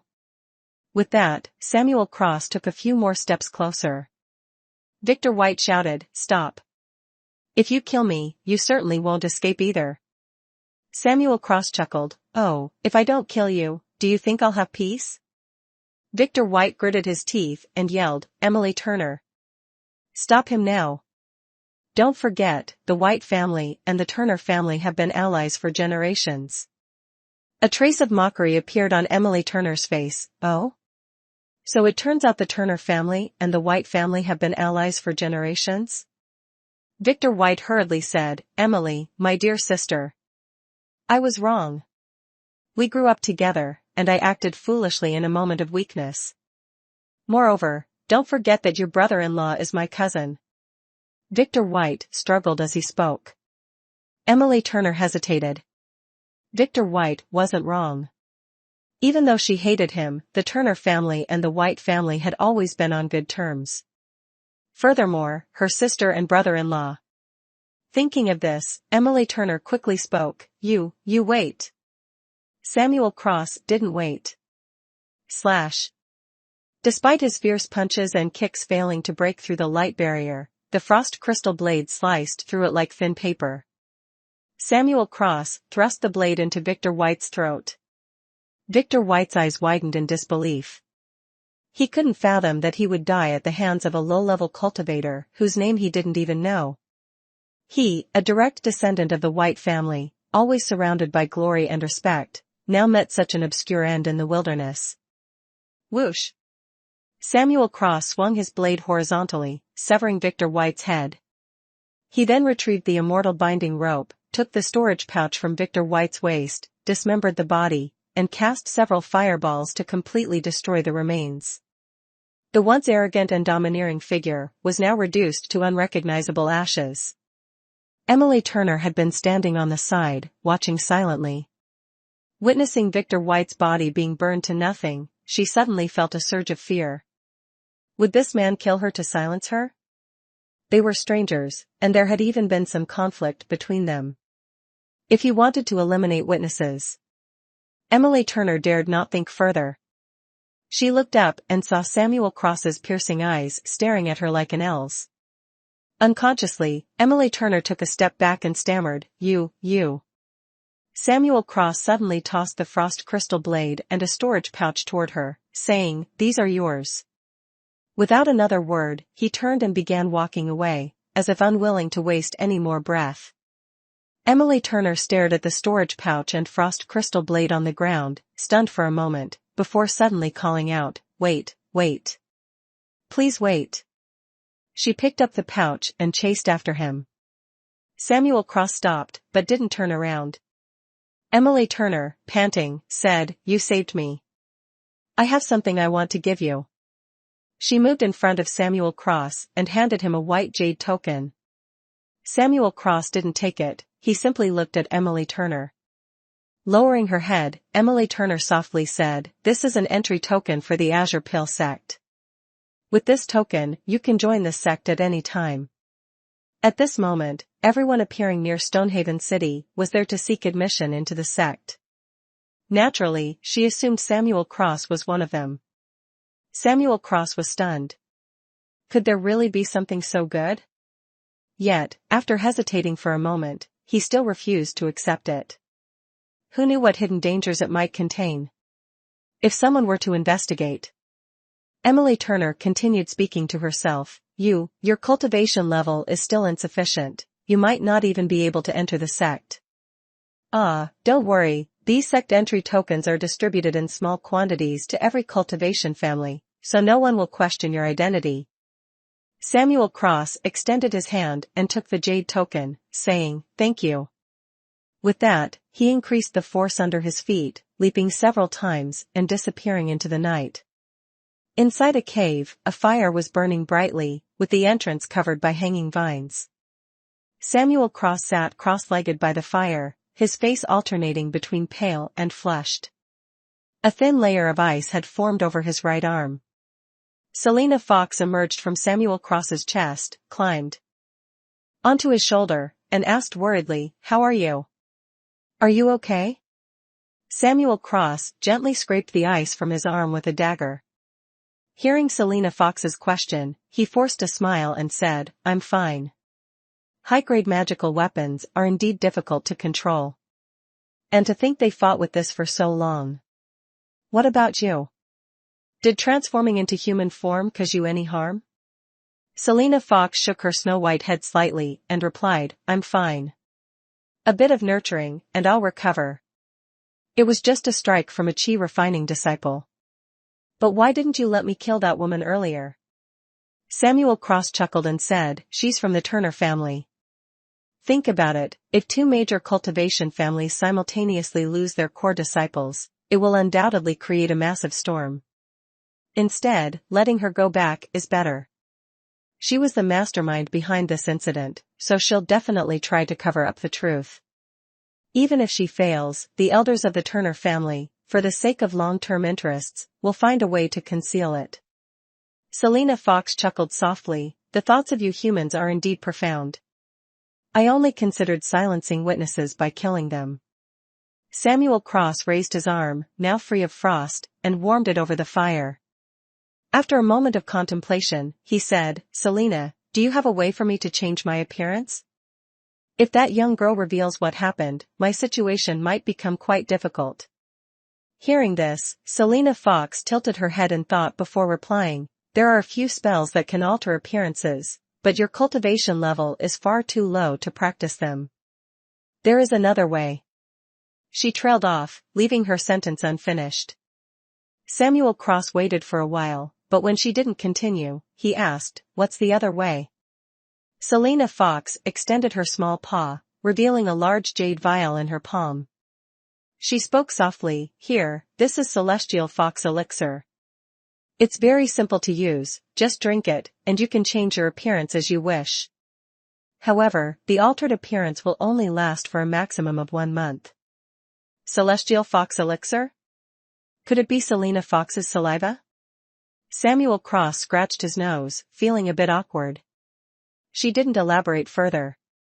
He hesitantly accepted the jade vial and said, all right, I'll keep it just in case. I won't use it unless absolutely necessary. Selena Fox lowered her head and murmured an acknowledgement. The two fell silent. The next day. Sunlight filtered through the vines at the cave's entrance, casting dappled patterns on the ground. Samuel Cross slowly opened his eyes. The chill in his hand had finally dissipated during the night. Exhausted and sleepy, he had even neglected his cultivation and drifted off. As he stood up, a white figure darted into the cave. It was Selena Fox. Samuel Cross found it peculiar and was about to question her when she spoke first. The White family's situation has been exposed. Early this morning, members of the White family were searching everywhere for their young master. While you were asleep, I took care of the storage pouch belonging to the White young master. Samuel Cross was startled and quickly asked in concern, took care of it? Did you leave anything behind? He hadn't yet had the chance to thoroughly examine the contents of the young master's storage pouch. Seeing Samuel Cross's expression, Selena Fox chuckled. It's no big deal. Throwing it all away wouldn't matter. Samuel Cross sighed, but out of the corner of his eye, he noticed a few items near the extinguished fire, a dagger, a small bronze shield, and a small pouch. He recognized the dagger from yesterday, but had never seen the bronze shield before. As for the small pouch, Samuel Cross grabbed it and inspected its contents. Inside was a bag full of spirit stones. His mood shifted from worry to delight. See? I knew it. Selena could never be so wasteful. Leaving the cave, Samuel Cross quickly spotted the cultivators of the White family. They were flying back and forth on their magical artifacts. Among them were several Foundation Establishment stage seniors. They flew close to the ground, and as soon as one of them saw Samuel Cross, a flash of light appeared, and he flew toward him. Samuel Cross's heart tightened, but his face remained calm. The White family disciple was a spirit refining stage level 11 cultivator. He landed and looked at Samuel Cross, asking, young brother, where were you last night? Samuel Cross smiled and replied, I rested in a cave on the desolate mountain last night. Is there anything I can help with, brother? The White family cultivator nodded and asked, did you see any cultivators fighting nearby? Samuel Cross shook his head. The White family cultivator did not press further. He clasped his hands and said, sorry to disturb you. With that, a flash of light appeared under his feet, and he soared into the sky. Clearly, he did not believe that a lone spirit refining stage level 5 cultivator could be a match for their young master. He was merely following protocol. Samuel Cross let out a sigh of relief. Selena Fox emerged from his embrace and asked, what's your plan now? Samuel Cross glanced at the occasional flashes of light in the sky and sighed, there's no other choice. It's not safe outside the city. We should return to the city. The White family cultivators obviously didn't know the identity of the person who had attacked their young master, which was why they were searching so aimlessly. Upon reaching Stonehaven City, there were even more White family cultivators. These were disciples without flying artifacts, and they surrounded anyone entering or leaving the city, bombarding them with questions. In front of Samuel Cross stood a burly, dark-faced man at spirit refining stage level 12, surrounded by more than 10 White family cultivators who were questioning him relentlessly. Some even demanded that he open his storage pouch for inspection. The dark-faced man was visibly furious, but due to the White family's intimidating presence, he complied. A flash of light, followed by the fragrant aroma of medicinal herbs, filled the air. Samuel Cross was startled. This was the scent of a 100-year-old spiritual herb, a scent he was all too familiar with. One of the White family cultivators was greedily staring at a herb in his hand, which had just been taken from the dark-faced man's storage pouch. The man, visibly annoyed, said, "Finished looking yet?" He then snatched the herb back and stuffed it into his storage pouch.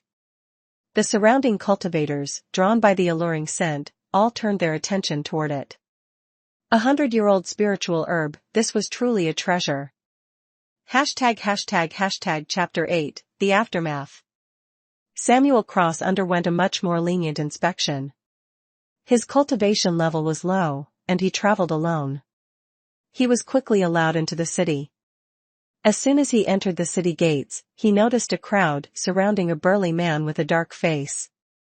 Someone shouted, "Big brother, is your spiritual medicine for sale? I'll pay 150 spirit stones."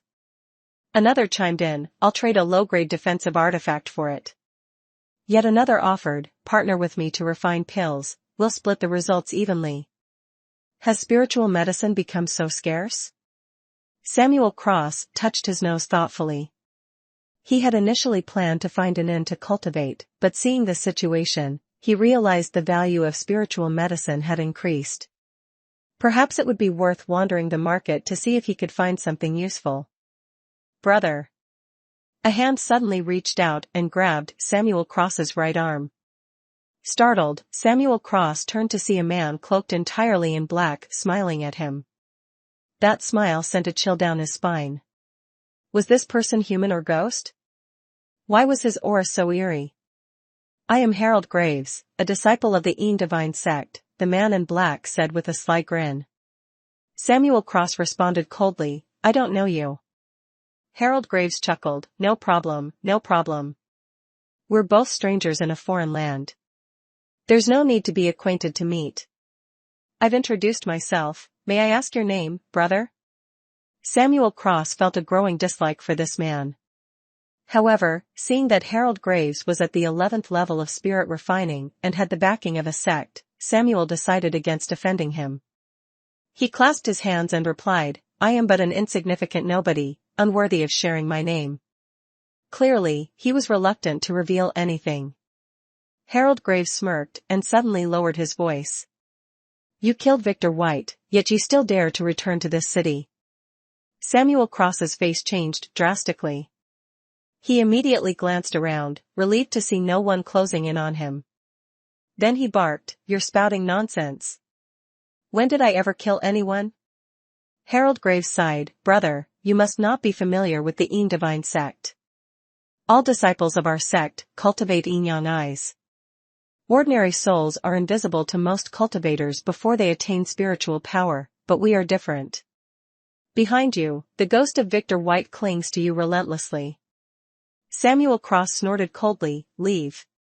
He waved his sleeve and prepared to walk away. Whether the man was telling the truth or lying, Samuel decided to leave Stonehaven City immediately. Harold Graves shook his head with a laugh. The patriarch of the White family and the elders of the Divine sect are old friends. This time, many of our sect's disciples have descended the mountain to assist in finding the culprit. I've just arrived early. In a few days, more disciples will flood the city. Let's see how you plan to escape then. Samuel Cross quietly asked Selena Fox, "Selena, is this real or fake?" Selena Fox quickly replied, Young eyes are real. Divine sect, I've never heard of. Harold Graves chuckled as he approached and said, Don't worry, I secretly came to find you, naturally to protect you. As long as you, hee. After speaking, he rubbed his fingers together. Samuel Cross remained silent for a moment before saying, According to you, you can see it, and others with young eyes can also see it. Doesn't that mean I'm doomed? Harold Graves laughed and said, Follow me. With that, he turned and walked in a certain direction. Samuel Cross hesitated. If the other party had already set up an ambush somewhere, wouldn't he be walking right into a trap? Although private fights were forbidden in the city, poisoning or detaining someone was still something to be cautious about. Harold Graves turned back and said to Samuel Cross, Don't worry. Right now, I'm alone, staying at the inn. If you keep hesitating. Samuel Cross immediately followed. He had no other choice. Harold Graves indeed entered an inn and went into a premium room. The door to the room opened. Inside, everything appeared normal. Samuel Cross strode in. Harold Graves immediately shut the door. As soon as Samuel Cross saw him close the door, he said, It's not just me, it's all of us acting together. Harold Graves leisurely sat down on a chair and said, That doesn't matter. Honestly, I have no fondness for the White family. As long as... Without another word, Samuel Cross removed the storage pouch from his waist and tossed it to him. Harold Graves excitedly opened the storage pouch. He was immediately stunned by its contents. A few hundred low-grade spirit stones, several magical artifacts, over 10 strands of Kuan immortal rope, and most astonishingly, dozens of bottles of elixirs. If these bottles were full, given the current market value, this was indeed a considerable fortune. Samuel Cross said, You claim Victor White's ghost is haunting me, do you have any proof? Harold Graves didn't even lift his head, merely flicking his hand to send out a streak of spiritual light, which shot straight into a bronze mirror in the room. The mirror suddenly flashed with black light, and Samuel Cross immediately saw in the reflection that behind him, a wandering spirit was drifting. Judging by its appearance, who else could it be but Victor White? Victor White's eyes were bloodshot, and he kept trying to grab Samuel Cross's head and body with his hands, repeatedly passing through him. Samuel Cross felt his heart sink. He silently asked Selena Fox in his mind, Selena, is this some kind of illusion spell? Selena Fox's response was decisive, No, this is real. This is a manifestation spell. It has no other purpose, but to reveal low-level spirits. Samuel Cross spoke aloud, Brother Graves, how can this spirit be exorcised? Harold Graves, who was examining various bottles of elixirs, didn't even look up as he replied, No need to worry. It's just a restless spirit, it will naturally dissipate after 7 days. Inwardly, however, he sneered. What's the point of exorcising the spirit? As long as this matter is reported to the White family patriarch, with the old man's abilities, he could directly trace the divine consciousness and see everything as clear as day. Samuel Cross sighed and said, Then, Brother Graves, please charge me for an extra room. I'll stay here and wait for 7 days before leaving. Although he said this, he knew very well that Harold Graves would not be so accommodating. Moreover, he didn't trust Harold Graves to keep this a secret. Harold Graves finished taking inventory of the items and shook his head with a sigh. No, I still have to report this matter to the White family patriarch. He couldn't help but laugh after saying this. The White family had promised a hefty reward for anyone who helped identify the culprit. This time, he was going to profit greatly. Samuel Cross calmly said, Brother Graves, don't joke around. If you let me go, I'll tell you the identities of those other people. You could earn even more. The items they took are far greater than what I have. Harold Graves stopped laughing. Samuel Cross wasn't wrong. Besides, he didn't believe for a second that Samuel Cross could have killed Victor White alone. Just the title of a direct disciple of the White family was enough to crush him. After thinking for a moment, Harold Graves asked, How many of you were there? Samuel Cross shook his head and replied, "How could I possibly tell you now? If I do, I'm as good as dead." Harold Graves chuckled and patted Samuel Cross on the shoulder. "Don't worry. I've already taken your belongings, why would I make things harder for you?" With that, he pulled out a talisman and began chanting. The yellow talisman spontaneously ignited under his incantation. Harold Graves shouted, "Disperse," and spat out a stream of green light. The spirit of Victor White, who was bearing his fangs and claws behind Samuel Cross, immediately dissolved into nothingness upon contact with the green light, like snow melting under the spring sun. In Samuel Cross's eyes, a cold gleam flickered. Victor White's spirit had completely disappeared, utterly and thoroughly. He wanted to take action against Harold Graves, but this thought only flashed briefly before he forcibly suppressed it. At present, he had no usable magical tools and lacked the ability to deliver a fatal strike in one blow. Acting within the city would bring endless trouble. Harold Graves smiled and said, "All right. Victor White's remnant soul has been eliminated. You are also a cultivator, so you can surely sense whether I'm telling the truth or not. Now, tell me the names and appearances of the others." Samuel Cross nodded and said, "Thomas Carter. Spirit refining level 11, 35 years old, pale face, without a beard. Thin, tall. Broad shoulders, narrow back." Harold Graves nodded, pulling out paper and pen to jot down what Samuel Cross had said. After finishing his notes, Harold Graves looked up at Samuel Cross and asked, "Anything else? Where are they now?" Samuel Cross nodded and replied, "There are more. But to know where they are, I need to leave the city first." Harold Graves frowned. "Leave the city?" Samuel Cross explained, "Yes. Brother Graves may have spared me, but once they're captured, they'll surely reveal my involvement. I need to leave Stonehaven City first." Harold Graves nodded. "All right. I'll take you out." With that, he tucked Samuel Cross's storage pouch into his chest and pushed open the door. But as if suddenly remembering something, he paused, took a black robe from his own storage pouch, and said, "Brother, put on this outfit of mine. This robe can conceal the wearer's aura. Even those close to you won't recognize you unless they see your face." The black robe naturally came with a black mask. It was clear Harold Graves didn't fully trust Samuel Cross. Leaving the inn, Samuel Cross wanted to head for the east gate, but Harold Graves escorted him toward the west gate. Once outside the city, Samuel Cross intended to go north, yet Harold Graves directed him south. Along the way, Harold Graves remained vigilant, constantly monitoring their surroundings for fear of Samuel Cross's allies appearing. However, Samuel Cross had no companions, so their journey was uneventful. Members of the White family recognized Harold Graves, but refrained from questioning him further upon seeing him. After traveling for over 10 miles, Harold Graves said, "We're now over 10 miles away from the city. You should start talking." Samuel Cross began, "Thomas Carter is at the gambling house. He's preparing to participate in the major sex disciple selection in half a year and won't be leaving anytime soon." Harold Graves nodded but didn't ask further. The two continued moving forward, or rather, Harold Graves was escorting Samuel Cross forward. Soon, a mountain valley appeared ahead. Harold Graves spoke again, "What else?" Samuel Cross replied, "Wu Zhongtian, spirit refining level 12, short stature, broad nose, wide mouth."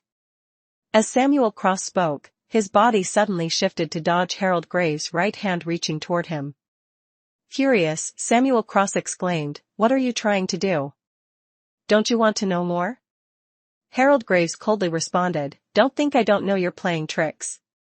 Only a fool would believe you." Samuel Cross said in a deep voice, "Then what do you want?" Harold Graves sneered, "There are plenty of ways to extract information, but they're inconvenient to use within the city. If you tell the truth and let me restrain you, I'll return to the city to verify this Thomas Carter and release you afterward. Otherwise." He glared at Samuel Cross with a menacing expression. ###Chapter 9, Fierce Battle. Samuel Cross fell silent. No wonder Harold Graves agreed so readily to leave the city, he had already planned to use brutal methods outside. Suddenly, Samuel Cross somersaulted backward in retreat. Harold Graves' eyes glinted coldly as he said, with only spirit refining level 5, you think you can escape my grasp? With that, he slapped his storage pouch. Slap. He patted his waist, only to find nothing there.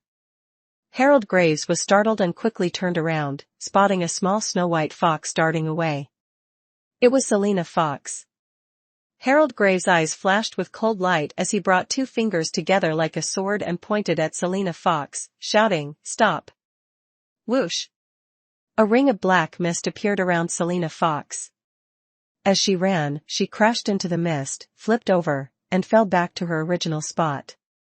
At this moment, both men could clearly see that Selina Fox was holding 2 storage pouches in her mouth. Samuel Cross swiftly moved to shield Selina Fox. Harold Graves coldly sneered, I didn't expect a mere spirit refining level 5 cultivator like you to keep a snow fox. But you can't break my demon binding spell. Once I deal with you, I'll skin that little fox. With those words, he waved his hand, launching 3 or 4 fireballs at Samuel Cross. Samuel Cross anxiously asked Selina Fox, "How is it? Can you get out?" Selina Fox said, "With your spiritual power sealed, if you forcefully break through." Samuel Cross interrupted, "Enough. Let me deal with this brat first, then we'll talk." With that, Samuel Cross didn't dodge. A flash of spiritual light surged around him as he activated his protective energy shield. Boom! Boom! Boom! Fireballs struck directly at Samuel Cross. Harold Graves' eyes gleamed with bloodlust. A head-on clash? Who's afraid? Before the flames had even dissipated, 2 pale green crescent-shaped streaks of light suddenly shot out from within, one to the left and one to the right, aiming straight at Harold Graves. Wind blade. Harold Graves was startled and swiftly dodged. The wind blades held past, cutting down a row of massive trees in their wake. Harold Graves snorted coldly. Who would have thought he'd encounter a low-level cultivator with wind element spells today? Without hesitation, Harold Graves continued launching fireballs from his hands. So what if it's wind element magic? Once the spiritual power is exhausted, death is inevitable. Selina Fox, watching Samuel Cross struggling to maintain his shield, said, "Should I forcefully break through? There's a magic weapon in the storage pouch." Samuel Cross shook his head. "No. You're already injured." As he spoke, he suddenly pulled out several 100-year-old spiritual herbs and stuffed them into his mouth. These were taken from the Atlas of Mountains and Rivers. Maintaining the shield against the rain of fireballs was rapidly depleting his spiritual power. At this moment, Samuel Cross felt as though his stomach was on fire. The spiritual herbs exploded like molten lava within him, flooding his entire body with spiritual energy, surging through his dantian and meridians. Selina Fox was extremely worried. With Samuel Cross's low cultivation level, consuming so many spiritual herbs at once could lead to his body exploding. Unable to just watch him die, she clenched her teeth. A flash of spiritual light appeared around Selina Fox as she prepared to break through the encirclement. "Don't move." A hoarse voice reached Selina Fox's ears. Samuel Cross's eyes were bloodshot, and blood was streaming from his ears and nose. "Don't move. Otherwise, everything I've done by consuming these herbs will be wasted. Don't move." With that, Samuel Cross swallowed 2 more herbs. Harold Graves couldn't believe it. His own spiritual power was already more than half depleted, yet this 5th-layer spirit refining cultivator was still holding on amidst the sea of fire. At that moment, a crisp pop sounded, like a bubble bursting. It was faint, but Harold Graves heard it clearly. The protective shield had shattered. Finally, the brat couldn't hold on any longer. A barrage of fireballs descended, and a charred figure slowly emerged, smoke rising from its body. Harold Graves laughed. Finally, it was over. He darted forward, grabbed the barely breathing Samuel Cross, and shook him. Then, gripping the charred edge of Samuel Cross's robe, he yanked hard. Rip. The outer garment was torn apart, revealing a soft white armor underneath. Though crudely woven, it had withstood the barrage of fireballs without sustaining any damage. Harold Graves laughed loudly. He had long suspected that his opponent possessed a protective treasure. Just as he reached out to strip off the soft armor, two charred black hands suddenly gripped his right arm tightly. Harold Graves was startled. The spiritual energy of the barely breathing man before him had suddenly surged. It turned out that the medicinal effects of the spiritual elixir had only now fully manifested. Samuel Cross's vision was blurry, but he felt an endless power coursing through his body. Harold Graves tried to withdraw his arm, but the two charred black hands were like iron clamps. Then, he heard a hoarse voice whisper in his ear, "Wind evasion technique." Swish. Swish. Swish. Wind blades frantically emerged around Samuel Cross, resembling a meat grinder, instantly shredding Harold Graves into pieces. Spurt. Samuel Cross spat out a mouthful of blood. His blood carried dense spiritual energy and evaporated the moment it left his mouth. The wind blade showed no sign of dissipating, quickly carving a hole into the ground, which grew larger and deeper by the second. Samuel Cross raised his fist and slammed it into the ground. Only this way could he release the excess spiritual energy in his body. Boom. Boom. Boom. One punch after another. The heavy impacts and the slight tremors of the ground spread in all directions. Pop. It was as if a layer of paper had been pierced, or a joint had been unlocked. Just as Samuel Cross felt he was about to explode, the chaotic spiritual energy in his body suddenly surged into a wide meridian. The violent and rampant energy was absorbed in an instant. Samuel Cross's entire body relaxed. Without the support of spiritual energy, he immediately felt dizzy, his body swayed, and he passed out. "You're awake." As soon as Samuel Cross opened his eyes, he heard a voice laced with amusement. Samuel Cross shook his head and sat up. He was in a cave, and beside him was Selina Fox. Samuel Cross began to speak, but was startled by his own voice. It was so dry it was terrifying. Selina Fox handed him a ladle of water. "Drink this."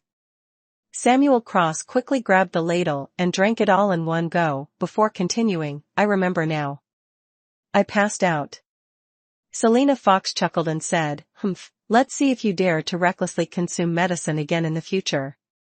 "But your mistake turned out to be a blessing. It helped you open the meridian for Foundation establishment." Samuel Cross was stunned for a moment, then immediately noticed something unusual about his body. He felt more sensitive to everything around him. Overjoyed, he said, "Could it be that I've reached Foundation establishment?" Selina Fox shook her head and replied, "Not Foundation establishment yet. Your cultivation is still far from Foundation establishment. It can only be considered pre-Foundation establishment. When you achieve perfection in spirit refining, you'll naturally understand. It's like water reaching its destination. The structure of your foundation is ready, but the water hasn't arrived yet." Samuel Cross hurriedly asked, "The White family, no, have others come here as well?" Selina Fox shook her head and said, "No, I've checked. Outside this mountain valley, there are traces of the White family. Perhaps they've already patrolled this area." Samuel Cross let out a sigh of relief and immediately picked up a storage pouch from the ground. It was Harold Graves' storage pouch. He wanted to find a method to dispel vengeful spirits. The last time he killed Victor White, that brat's spirit lingered on. Could it be that there was some kind of ghostly entity bearing its fangs and claws behind him this time? Inyang Eyes, Soul Technique, Night Parade of 100 Ghost Scroll. Samuel Cross flipped through the manuals Harold Graves had carried with him. Vengeful spirits, murderous aura, soul slaying. Samuel finally found what he was looking for. He quickly breathed a sigh of relief. Just as Harold Graves had said, vengeful spirits would dissipate automatically after 7 days. and those who had reached the 10th level of spirit refining would not be plagued by such spirits. After waiting the full 7 days, Samuel left the mountain valley, heading in the opposite direction of Stonehaven City. Half a year passed by quickly. Samuel Cross reappeared in Stonehaven City. The effects of the 7-star elixir were not as he had imagined. They didn't sustain him to the peak of spirit refining. By the 8th level of spirit refining, the elixir's benefits to his cultivation became negligible. Thus, Samuel decided to leave his training grounds and take part in the selection trials for new disciples at the major sections. The incident involving Victor White had gradually subsided. After all, he was merely a spirit refining disciple. However, the atmosphere in the city had reached a new peak. The prices of elixirs that enhanced cultivation had doubled compared to before, and even then, they were scarce. Samuel headed straight to Unity Hall, as the only acquaintance he had in the city was there, and he intended to gather information. Unity Hall was desolate, as empty as a temple in the wilderness. When Samuel entered, shopkeeper Carter was dozing off. Only after Samuel sat down, did Carter startle awake. Upon seeing Samuel, he said, "Oh, it's Brother Samuel. You've come."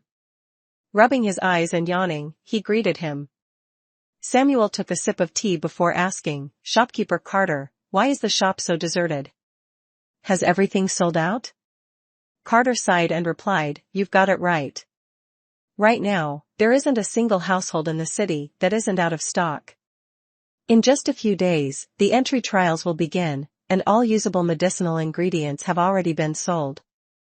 Then, noticing something, he exclaimed, "Oh, Brother Samuel, you've reached the 8th level of spirit refining? That's fast. I suppose you're here to participate in the entry trials this time?" Samuel smiled faintly and didn't deny it. He tossed a cloth pouch onto the counter and said, "Here. Medicinal herbs. Secondary grade spirit stones. If you've got seeds for spiritual herbs, feel free to trade them." Inside the cloth pouch were several decades-old medicinal herbs, considered rare treasures in the current market. Shopkeeper Carter's eyes lit up upon seeing them. After pondering for a moment, he rummaged through the cabinet behind him and retrieved several packets of seeds. "I do have spiritual herb seeds. 7-leaf lotus, 4 fragrance fan, 1,000-mile fragrance. Which one do you want?" Samuel, of course, wanted all of them. He traded for one type and used spirit stones to purchase the other 2. After chatting for a while, the situation turned out to be just as Samuel had anticipated. The people of the Divine sect had come and gone, and the chaos caused by the White family had settled down after several months. Currently, the major sects were preparing to recruit new disciples. Samuel touched the white jade token in his chest. This was the entry token for the Azure Pill sect that Emily Turner had mentioned. Should he use it or not? The reception area for the Azure Pill sect was easy to find. In the center of the city was a large open space. Representatives from 4 or 5 sects stood scattered around. Those with good aptitude, talent in alchemy or talisman crafting, or confidence in their cultivation could directly approach the reception area to undergo assessments by the sect representatives. Meanwhile, those with average cultivation and no particular talents had to wait. A few days later, there would be a selection tournament at the arena, and those who passed could also join the sect. #### Chapter 10, Reunion with Emily Turner. Samuel Cross had been observing the open field for 2 days. During these 2 days, he had seen over 10 people holding jade tokens directly admitted into sections. Their jade tokens were all white, identical to the one in Samuel Cross's hand.